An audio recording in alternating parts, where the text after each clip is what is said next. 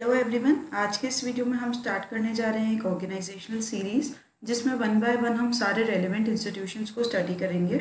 और ये एक फेवरेट सेक्शंस में क्वेश्चंस पूछे जाने के लिए बी इट एनी एग्जाम, इधर योर स्टेट लेवल और यूपीएससी और one day exams, Vyapam and all these things. So let's begin with it. The first organization that we are going to study is United Nations organization, UNO, संयुक्त राष्ट्र संगठन। So friends, let's see the major highlights about it. सबसे पहले तो the first thing about it is that it was formed in 1945. Okay, 1945 में इसको बनाया गया था। और 1945 में से क्यों बनाया गया था? देखिए 1944 में आपका सेकेंड वर्ल्ड वॉर खत्म हुआ था और जो पूरी वर्ल्ड इकोनॉमीज थी they were ruined, all of them were devastated due to the after effects of world war and nobody wanted कि अब कभी वर्ल्ड वॉर हो, क्योंकि फर्स्ट वर्ल्ड वॉर के बाद सेकेंड वर्ल्ड वॉर का एक्सपीरियंस काफ़ी ख़राब रहा था। The whole of the world wanted peace. इसी के चलते 51 कंट्रीज़ जो थी वो सैन फ्रांसिस्को में गैदर हुई, उन्होंने एक कॉन्फ्रेंस किया और उन्होंने फाइनली यूनाइटेड नेशंस के चार्टर को साइन किया। ओके, ये जो टर्म था United Nation, it was coined by Franklin D Roosevelt, जो यूएस प्रेसिडेंट रहे एक टाइम पर। उसके बाद it is a inter governmental organization, यानी बहुत सारी गवर्नमेंट्स इसका पार्ट हैं। उसके साथ साथ ही आप याद रखिए it is a successor of league of Nations. देखिए जब फर्स्ट वर्ल्ड वॉर ख़त्म हुआ था 1918 में, उसके बाद जो है लीग ऑफ नेशंस बनाया गया था। लीग ऑफ नेशंस क्यों बनाया गया? ताकि फिर कभी ऐसी सिचुएशन ना आए कि दोबारा वर्ल्ड वॉर हो। लेकिन फिर सेकेंड वर्ल्ड वॉर भी हुआ, तो इसका साफ मतलब है कि जो लीग ऑफ नेशंस था इट फेल्ड। लेकिन इसके बाद बनाया गया आपका यूनाइटेड नेशंस, ताकि कभी भी दोबारा अब थर्ड वर्ल्ड वॉर ना हो। इसलिए कोशिश की जाती है कि सारे पीसफुल अग्रीमेंट्स यहाँ पर हो जाए। ओके, अगर हम इसके करंट स्टेटस की बात करें तो फिलहाल इसमें 193 कंट्रीज मेंबर हैं और the last member to join it was South Sudan. Then its headquarters in New York. The official languages are Arabic, English, Chinese, French, Spanish and Russian. The 6 official languages. ठीक है, just have a look of it. You must know what are these basically. Okay. Then the present Secretary General is Antonio Guterres. He is from Portugal. Portugal से belong करते हैं।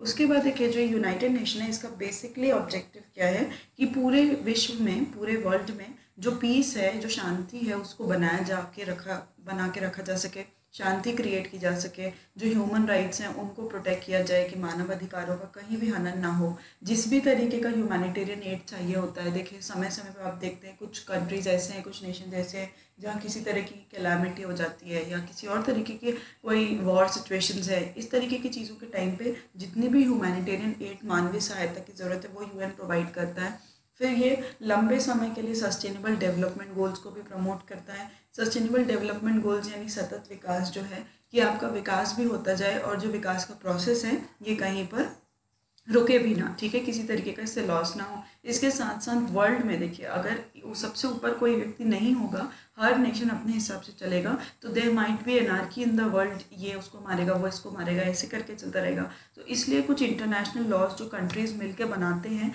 ताकि पूरे world में piece को establish किया जा सके, उनको भी अपहोल्ड कराने की जिम्मेवारी यूएन की ही है।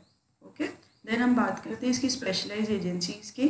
देखिए इसकी कई सारी स्पेशलाइज एजेंसीज़ हैं, जैसे वर्ल्ड बैंक, आईएमएफ, ये food and agriculture organization, international labour organization, कई सारे हैं ये। तो देखिए ये बेसिकली हैं क्या, ये जो है इनका नेगोशिएशन हुआ है यूएन के थ्रू, यानी यूएन के जितने भी मेंबर्स हैं ये सब मिल बांट के आए, इन्होंने कहा हाँ ठीक है ऐसा एक लॉ होना चाहिए, ऐसा कोई इंस्टीट्यूशन होना चाहिए, और फिर ये बने हैं। अदरवाइज अब देखिए इनके रूल्स अपने खुद के होते हैं, जैसे वर्ल्ड बैंक, आईएमएफ के रूल्स खुद के हैं, इनकी मेंबरशिप ये खुद डिसाइड करते हैं, इनके फाइनेंशियल रिसोर्सेज, इनके पास पैसे कहाँ से आएंगे, ये सारी चीज़ें खुद डिसाइड करते हैं। लेकिन इन स्पेशलाइज एजेंसीज ऑफ यूएन इसलिए कहा जाता है क्योंकि ये यूएन मेंबर्स के थ्रू ही नेगोशिएटेड हैं। ओके, फिर हम बेसिकली बात करें प्रिंसिपल ऑर्गन्स की जो हमारे यूएन के हैं, तो इसके बेसिकली 6 मेन ऑर्गन्स हैं। देखिए बहुत सारे बुक्स में आपको लिखा होता है कि 5 मेन ऑर्गन्स है, और ऐसा क्यों है ये हम आगे डिस्कस करने वाले हैं, लेकिन आप याद रखिए 6 बेसिक ऑर्गन्स होते हैं। The first is general assembly जो आपकी महासभा होती है, उस देन इज सिक्योरिटी काउंसिल जो आपकी सुरक्षा परिषद है, then economic and social council आर्थिक एवं सामाजिक परिषद, then international court of justice अंतर्राष्ट्रीय न्यायालय, सेक्रेटेरिएट द सचिवालय, उसके बाद ट्रस्टीशिप काउंसिल न्याय परिषद। ओके, तो हम वन बाय वन इसको स्टडी करेंगे। सबसे पहले बात करते हैं जनरल असेंबली की। तो देखिए जितने भी यूएन के मेंबर्स हैं इनको इस असेंबली में आना है और सारी चीज़ों में पार्टिसिपेशन करना है। It is the main deliberative organ. सारे जो भी डिस्कशन वगैरह होते हैं वो यहीं पर होते हैं, यहाँ पे सारे मेंबर्स आते हैं और सबके पास एक वोट की पावर होती है, ठीक है।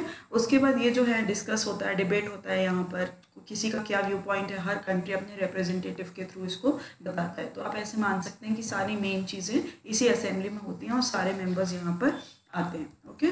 देन हम देखते हैं सिक्योरिटी काउंसिल।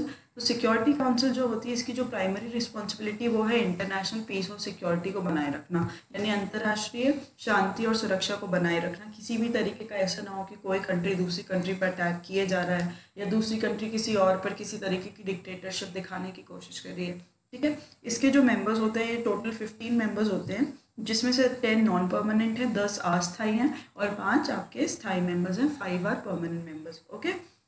जो ये 10 नॉन परमानेंट मेंबर्स होते हैं ये 2 इयर्स टर्म के लिए अपॉइंट किए जाते हैं, 2 सालों के लिए। हर 2 साल बाद इनका रीअपॉइंटमेंट होता है, री इलेक्शन होता है। और जो 5 परमानेंट है ये तो आपको बिल्कुल मुँह जुबानी याद होनी चाहिए, US, UK, France, Russia and China, ठीक है। इंडिया जो है वो नॉन परमानेंट मेंबर का पार्ट है और India is constantly trying to be a part of permanent members, ठीक है। फिर हम बात करते हैं जितने भी इसमें सदस्य होते हैं 15 मेंबर्स जिनकी हमने बात की, इनमें से जो 10 नॉन परमानेंट है आपके, इनके पास होता है वोट का पावर, ठीक है, और परमानेंट होते हैं वीटो पावर। तो यहाँ से क्वेश्चन ये आता है कि वोट और वीटो में एक्चुअली फ़र्क क्या है। तो देखिए वीटो इज़ मोर पावरफुल। अगर एक भी कंट्री ने वीटो को रोक रखा है तो जो डिसीजन है वो स्टक ही रहता है, डिसीजन को आगे एग्जीक्यूट नहीं किया जा सकता। लेकिन vote is like majority wins, जितने ज़्यादा वोट जिस चीज़ के पक्ष में आएंगे वैसे ही उस प्रोसीजर को फॉलो किया जाएगा। एक और बात ये भी है यहाँ पर याद रखिए, एक factual thing, it is also known as world police. देखिए पुलिस का काम क्या है, पूरे जो भी हमारे लॉ एंड ऑर्डर होता है उसको मेंटेन करना, और जो हमारा सिक्योरिटी काउंसिल है ये क्या कर रहा है, पूरे इंटरनेशनल लेवल पे पीस और सिक्योरिटी को मेंटेन कर रहा है, ओके। तो आप याद रखिएगा it is also known as world police. Then we talk about G4 nations. G stands for group of 4। आप जानते हैं G20, G4 ऐसे कई सारे हम इंस्टीट्यूशंस के बारे में पढ़ते हैं, ग्रुपिंग्स के बारे में पढ़ते हैं। तो व्हाट आर G4 नेशंस? देखिए G4 नेशंस वो नेशंस हैं जो इस वक्त स्ट्रगल कर रहे हैं परमानेंट सीट के लिए। हमने पिछली स्लाइड में पढ़ा था जो परमानेंट सीट है वो सिर्फ 5 मेंबर्स के पास है। तो जो बाकी कंट्रीज़ हैं जो चाहते हैं एक ग्रुप बना के कि हम सबको एंट्री मिलना चाहिए, उनको कहते हैं हम G4 नेशंस। तो इनमें आप नाम देख सकते हैं, Brazil, Germany, India obviously and Japan, ठीक है। लेकिन याद रखिए अगर आपको परमानेंट मेंबर बनना होगा तो जो यूएन है उसके at least 2/3 of the members of UN state को ये प्रपोजल को पास करना होगा। 2/3 आप मान सकते हैं, जैसे 193 इस वक्त उसके मेंबर्स हैं, इसका आप 2/3 निकाल के बात कर सकते हैं। इनको आपको सपोर्ट करना होगा, तब जाके आप इस चीज़ को मान सकते हैं कि हाँ हमें आगे हम किसी तरीके का रिकमेंडेशन, और ऑब्वियसली फिर जो आपके परमानेंट मेंबर्स हैं उनकी भी हामी होनी चाहिए, फिर आप जाके कहीं बन सकते हैं इसके परमानेंट मेंबर, ठीक है।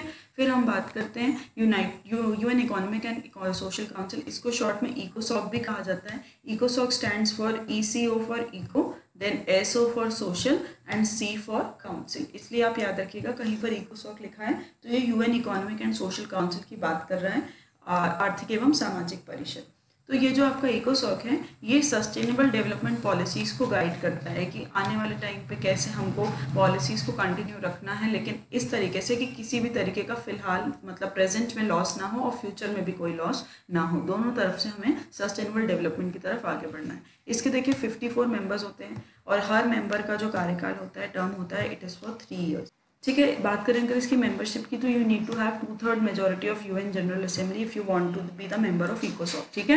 यानी वही सेम बात 2/3 कंट्रीज़ की आपके पास मेजॉरिटी होनी चाहिए, और अगर आपके पास मेजॉरिटी है तो you can be a member of इकोसॉक, है ना, आर्थिक एवं सामाजिक परिषद का। फिर हम बात करते हैं क्या इंडिया इसका मेंबर है, तो obviously India is its member. जो इंडिया है इसको री इलेक्ट किया है 2017 में। हमने पढ़ा है कि 3 सालों के लिए इसका टेन्योर होता है। 2017 के दिसंबर में इंडिया का जो टेन्योर था 3 वर्ष का, ये खत्म हो रहा था। फिर दिसंबर 2017 में इंडिया को वापस री इलेक्ट किया गया। कब तक के लिए? दिसंबर 2020 के लिए, क्योंकि 2018, 19, 20 3 ईयर्स ये हो गए दिसंबर 2020 के लिए। अब इस साल के अंत में एक बार फिर से इलेक्शंस होंगे इसके, और फिर देखा जाएगा कि इंडिया इसका नेक्स्ट मेंबर बनता है या नहीं। तो you keep a watch on that. Then हम बात करते हैं सेक्रेटेरिएट या सचिवालय की। तो ये देखिए बहुत ही सिंपल सा है। सचिवालय क्या होते हैं, जहाँ पे आपका डेली का काम होता है। तो यही यूएन के साथ भी यही स्थिति है। जो इनके प्रोग्राम्स चल रहे हैं, पॉलिसीज चल रहे हैं, इसमें जो भी चेंजेस हो रहे हैं, जो भी नई बातें हो रही है, रोज का जो पेपर वर्क है, ये सारी चीज़ें होती हैं आपके यूएन के सेक्रेटेरिएट में। और it is also headed by the secretary general. और हम पढ़ चुके हैं इसके सेक्रेटरी जनरल कौन है, एंटोनियो गुटेरेस। ओके, देन हम बात करते हैं नेक्स्ट ऑर्गन की। It is international court of justice. Hopefully आपने नाम सुना भी होगा, आईसीजे। देखिए ये एक प्रिंसिपल जुडिशियल ऑर्गन है पूरे वर्ल्ड लेवल पर, ठीक है। और अगर हम बात करें इसके बारे में, fact it is also known as world court, क्योंकि इंटरनेशनल कोर्ट है इसलिए इसको वर्ल्ड कोर्ट भी कहा जाता है। इसके साथ साथ एक और ख़ास बात इसमें यह है कि it is the only organ जो which is seated at Hague Netherlands, ठीक है। एक ऐसा इकलौता ये ऑर्गन है, एक ऐसा इकलौता अंग है जिसका जो प्रिंसिपल चेयर है it is at the Hague Netherlands, यानी कि इसका हेडक्वार्टर हेग नीदरलैंड्स में है। बाकी सारे जितने भी ऑर्गन है, रिमेनिंग 5 ऑर्गन्स, सबका हेडक्वार्टर जो है वो न्यूयॉर्क में है। तो यहाँ से ये एक पॉइंट स्पेशल हो जाता है और एक इम्पॉर्टेंट फैक्ट भी है हमारे एग्जाम्स के लिए। फिर बात करते हैं, ये जो है देखिए सबसे इंपॉर्टेंट बात इसमें यह है कि ये जो लीगल डिस्प्यूट्स को सॉल्व करता है ओनली बिटवीन नेशंस। ऐसा नहीं है कि इंडियन प्राइम मिनिस्टर और किसी और देश के प्राइम मिनिस्टर के बीच में झगड़ा हो जाएगा तो आईसीजे में जा सकते हैं, नहीं, ठीक है। सिर्फ नेशंस यानी सिर्फ देशों के बीच में ये लीगल डिस्प्यूट्स को सुलझाता है। इसमें 15 जजेस होते हैं और हर जज को 9 ईयर्स के लिए अपॉइंट किया जाता है। ये बात आप ज़रूर याद रखिएगा, 15 जजेस एंड एवरी जज has the tenure of 9 years.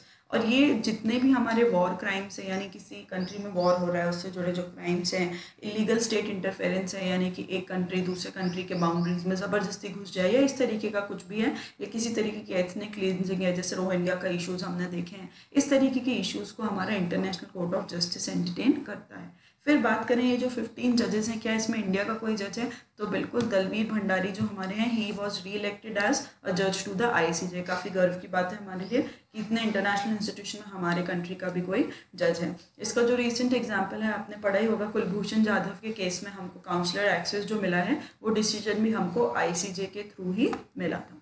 Okay, फिर हम बात करते हैं लास्ट ऑर्गन की यूएन के। तो इट इज़ ट्रस्टीशिप काउंसिल, न्याय परिषद। देखिए ट्रस्टीशिप काउंसिल को बनाया क्यों गया था? जब वर्ल्ड वॉर 2 ख़त्म हुआ और जितने भी हमारे नेशंस थे, ऑलमोस्ट जितने कॉलोनीज थे, धीरे धीरे करके सब इंडिपेंडेंट हो गए और सब ने अपने आप को रिवाइव कर लिया। इंडिया भी पहले किसी एक तरीके मतलब ब्रिटिश के अंदर था, लेकिन उसके बाद जब हमें आज़ादी मिली हमने धीरे धीरे खुद का एक स्टैंड अप पोजीशन बनाया। लेकिन कुछ कंट्रीज़, कुछ टेरिटरीज इतने वीक हो गए थे कि वो सेल्फ गवर्नमेंट यानी स्वशासन और इंडिपेंडेंस के लिए तैयार ही नहीं थे। ऐसे 11 कंट्रीज़ को सपोर्ट करने के लिए, उनको तैयार करने के लिए कि वो खुद के ऊपर रूलिंग कर सकें, सारे उन्हें गाइडलाइंस प्रोवाइड करने के लिए बनाया गया ट्रस्टीशिप काउंसिल को। इनको ये जिम्मेदारी दी गई कि ये जो 11 ट्रस्ट टेरिटरीज, इनको नाम दिया गया, जो 11 टेरिटरीज हैं इनको आपको वापस इस लायक बनाना है कि ये सेल्फ गवर्नमेंट और इंडिपेंडेंस को आगे और मजबूती से फॉलो अप कर सकें। फिर देखिए बाय 1994 तक ये सारे जो ट्रस्ट टेरिटरीज थे, यानी कि 11 के 11 इस लायक बन गए कि ये अपने आप पर गवर्नेंस कर सकते हैं और इंडिपेंडेंट भी हो गए। और लास्ट बीइंग द पलाऊ, ठीक है, जो पलाऊ था वो लास्ट ऐसा नेशन था जो वापस अपने आप में सेल्फ गवर्नमेंट और इंडिपेंडेंस को अचीव कर चुका था। इसलिए 1994 तक ट्रस्टीशिप काउंसिल का जो काम है इसको ख़त्म कर दिया गया। 11 ट्रस्ट टेरिटरीज को वापस लायक बनाना, अपने पैरों पे खड़ा करना इसका काम था और 1994 तक इन्होंने अपना ये काम भी ख़त्म कर लिया। देखिए उसके बाद इसको कोई नया काम अलॉट नहीं किया गया 1994 से, इसलिए इसका जो फ्यूचर रोल है इसके बारे में हमें कुछ भी पता नहीं है। यही रीजन है कि कुछ बुक में जो है, जो मेंबर होते हैं आपके, जो ऑर्गन है आपके यूएन के, इनको 5 बताया गया रादर देन 6, क्योंकि जो 6th ऑर्गन है इसका कोई नया काम फिलहाल हमारे सामने नहीं है। सो आई होप यहाँ तक सारी चीज़ें आपको क्लियर होंगी और आपको यूएन और इसके ऑर्गन्स के बारे में जितने भी बेसिक एक आइडिया था वो लग गया होगा। ये काफ़ी इंपॉर्टेंट सेक्शन है हमारे बहुत सारे क्वेश्चंस के लिए। So thank you very much for listening. Please like, share and subscribe if you like the video.